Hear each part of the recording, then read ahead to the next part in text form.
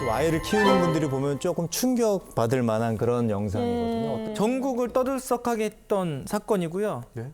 굉장히 유명한 사건인데 스쿨존에서 생긴 교통사고예요. 아, 스쿨존 안 돼, 애기들. 학부모님들이 굉장히 충격을 빠뜨렸던 영상이에요. 사실 제일 보기 싫은 장소가 스쿨존 사고인데.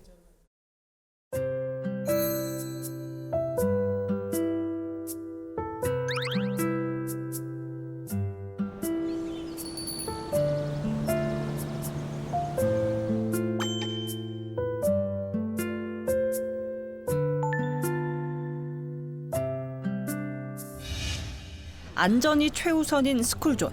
비극적인 사고가 잇따르고 있습니다. 초등학생이 스쿨존에서 차에 치여 숨졌습니다.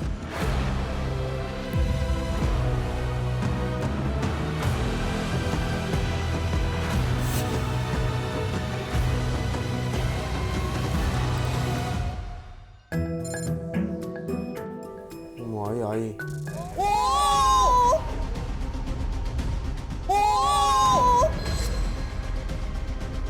다리. 얘 다리 괜찮아? 어떡해. 뭐야, 뭘 밟은 거야, 오, 안 돼. 어떡해. 안 돼. 얘가 한 몇 미터 밀렸어요. 네. 이런 건 역과에 따르거든요. 밟고 지나갔다. 그 차량이 지금 역과를 하고 지나가죠. 저걸 못 볼 근데 수가 좀 없죠. 너무 붙는 것 같은데요? 네. 너무 붙는 것 같은데요? 아니 근데 차가 저게 지금 방향이 너무 안쪽으로 파고든 거 아니에요? 애기 쪽으로. 그러니까요. 근데 아이는 괜찮아요? 다행히도 운이 좋게 넘어진 방향이라든지 차가 역과했던 게 신체 쪽이 아니고 바퀴나 자전거 쪽이기 때문에 타박상에 끝났어요. 다리는 진짜 다행이다. 아, 그럼 저 차가 덜컹덜컹 밟은 건 자전거. 자전거로 추정되는. 네. 와, 진짜. 오. 논란이 됐던 건 뭐냐면은 이게 단순 사고냐 네. 아니면은 일부러 가서 박았냐 고의가 있느냐. 고의냐 과실이냐. 네. 아, 운전 미숙일 수도 있겠네요. 진짜 초보 운전이면. 근데 고의로 그랬다는 거는 좀 말이 안 되는 것 같은데요? 그러니까 그 아이한테. 이게 자전거를 고의라면은 어떤 분노에 의해서 보복이나 응징이나 저 아이한테요. 저 근데 차로. 아이한테 그럴 일이 뭐가 있어요? 고의라면 만약에. 네네. 그리고 이제 밖에서 볼 때는 당연히 차량 앞에 자전거가 있지라고 생각할 수 있지만 네. 또 운전자 입장에서는 운전 미숙으로 거기까지 보지 못했거나 아니면 또 사각이 있거든요. 초보 운전. 네, 사각이 있기 때문에 사실 뭐 구체적으로 따져봐야 되는 문제죠. 그런데 이 영상 전부가 아니고 이전 영상을 보게 되면은 SUV 차량이 이쪽으로 진입하는 걸로 하기보다도 아이를 계속 따라다니는 영상이 있어요. 너무 무섭다. 이 SUV 차량이 자전거 탄 아이를 계속 따라와요. 비좁은 데까지 막 쫓아서 들어가요. 그러면 일부러 쟤를 쫓아왔는데. 네, 중앙선 침범에 역주행까지 하며 A군을 추격했습니다. 그럼 일부러 쫓아온 거죠. 네. 한 300m 정도 계속해서 이 아이를 따라오고 있는 장면이 CCTV에 식별이 됐어요. 네. 심지어 신호 위반까지 하면서 쫓아오는 장면도 제가 봤어요, 실제로. 뭐야 대체? 그러니까 타깃은 정해져 있어요, 이 아이. 아이를 끝까지 쫓아가야 된다. 그리고 또 하나 관전 포인트를 보시면은 역과한 후에 아이와 운전자와의 행동을 보세요. 애가 죄송합니다. 아파서 계속 이러죠. 네. 아이가 오히려 미안하다고 계속 얘기를 하네요. 네. 그게 좀. 그거 어떡해. 아하. 그런데 아이를 먼저 살피는 게 아니고 자전거 먼저 들고 계속 뭐라고 하고 있어요. 얘가 계속 불편해하는데요. 어머. 어머. 근데 이 아이는 누구냐면은 누구예요? 운전자의 딸이 놀이터에서 놀고 있었고 이 자전거 탄 아이도 놀이터에서 놀게 됐는데 두 아이 사이에 싸움이 생겼나 봐요. 그 소식을 전해 들은 어머니가 아이한테 항의를 하기 위해서 계속 추격하고 있는 장면을 보시면 돼요. 가해자가 처음 건넨 말은 우리 애를 때리고 도망갔냐라고 했는데 아니 그것 때문에 그렇게 아이를 지금 쫓아간 거잖아요. 네, 그러니까요.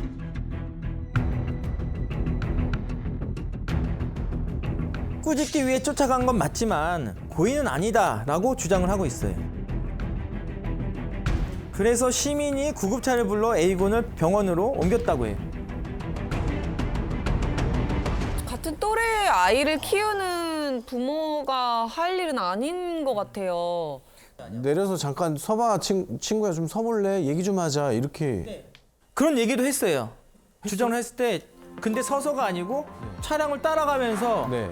쓰라고 계속 얘기를 했대요. 창문을 내리고. 얘기를 했대요. 자전거 세운 다음에 얘기를 좀 하려고 했다. 너 왜 그랬니? 네. 라고 주장을 하는데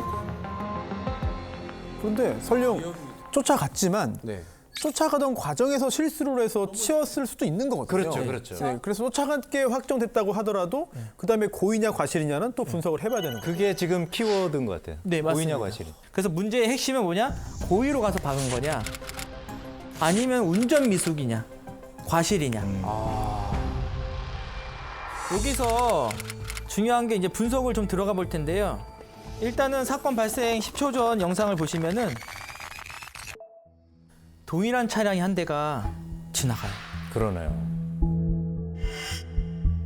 보통 이런 일이 생기면은 시연을 한번 해보거든요. 네. 코너를 돌 때 저기서 어떻게 도는지. 근데 이 10초 전에, 사건 10초 전에 아주 동일한 차량이 동일한 각도로 회전하면서 와요. 사건과 관련 없는 SUV가 이렇게 지나가고요. 그 다음에 가해 차량 운전자가 지나가죠. 이 두 개를 보고 한번 비교해보세요. 어떤지. 차이가 나는 게 첫 번째로 뭐냐면은 조향을 분석할 수가 있어요. 조향. 네. 조향. 이 교통사고에서 고의 이런 거 여부 판단했을 때 몇 가지가 있는데 조향을 많이 보거든요. 일부러 그리고 간 건지. 보시면은 회전한 다음에 어때요, 바퀴가? 이쪽으로 향하고 있네요. 네. 아이 쪽으로 꺾여 있죠. 바퀴의 너비가 달라졌죠. 사건 문제 차량의 바퀴는 I 쪽으로 꺾여 있죠. 근데 이전에 왔던 차량은 정상 주행할 때는 일자로 풀려 있어야 돼요. 저게 정상적인 주행인데 근데 이 앞에 아무 장애물도 없는데도 불구하고 I 쪽으로 핸들을 꺾었다. 제발. 그러니까 이걸 통해서 조향을 한 거예요. A 쪽으로. A 쪽으로 조향을 했다는 게 여기서 확실히 밝혀지는 거고 차체를 보셔도 하단에 있는 프레임이 있죠. 얘는 사선으로 꺾였죠. 차량을 I 쪽으로 틀었다. 그렇기 때문에 이걸 모를 수가 없다. 그리고 두 번째, 국가수에서 이제 분석한 결과 회전해서 이제 진입했을 때 차량 속도가 12.3km 정도 됐어요. 사고 직전의 속도는 20km예요. 눈으로 봐도 느껴질 정도로 네. 속도가 빨라졌어요. 원래 코너링 하면은 속도가 줄어들어야 되는 게 정상이에요. 네, 그럼 가속 페달 밟았다는 거죠. 심지어는 저 운전자가 이 필러 때문에 이 차량 전방 유리에 필러 있죠. 그것 때 갈아서 안 보일 수도 있다라고 주장을 하기도 했어요. 못 봤다. 근데 이거를 국가수에서 그 시야각을 분석하는 특수 안경을 끼고선 저 차량 위치에서 분석을 해보니 시야가 보여요. 그 I 쪽에. 그러니까 그것도 이제 말이 안 되게 된 거고 마지막으로 브레이크를 밟는 타이밍. 브레이크 등이 보여요. 식별돼 여기서. 아 그래요? 여기 후미등 보시면은 민재 들어. 꺼졌죠. 네, 들어오 꺼지죠. 속도를 안 줄여요. 그러니까 우리 인지 반응 시간도 여기서 계산해 보게 되면은 충격을 감지했어도 여기서부터 여기까지 왔을 때가 몇 초 정도를 오는 것 같아요. 지금 계속 가죠. 1, 2초 이상 계속 가고 있는 거예요. 그렇기 때문에 이거는 조향도 했고 이쪽으로 따라도 갔고 다 와서 가속도 했고 제동도 늦게 했고 그러면은 이거는 고의일 가능성이 매우 높다라고 판단을 한 사건입니다. 이해되시나요? 이해가 안 됩니다. 제가 저 아이의 엄마라면 진짜 피가 거꾸로 솟을 것 같아요. 더군다나 사고 장소가 스쿨존이잖아요. 그러면 가중 처벌을 받게 되나요? 그렇죠. 민식이법이라고 우리가 부르잖아요. 네. 도로교통법 또 특가법을 이제 개정했는데 이 민식이법에 따르면은 사망한 경우에 처벌 수위는 훨씬 높고요.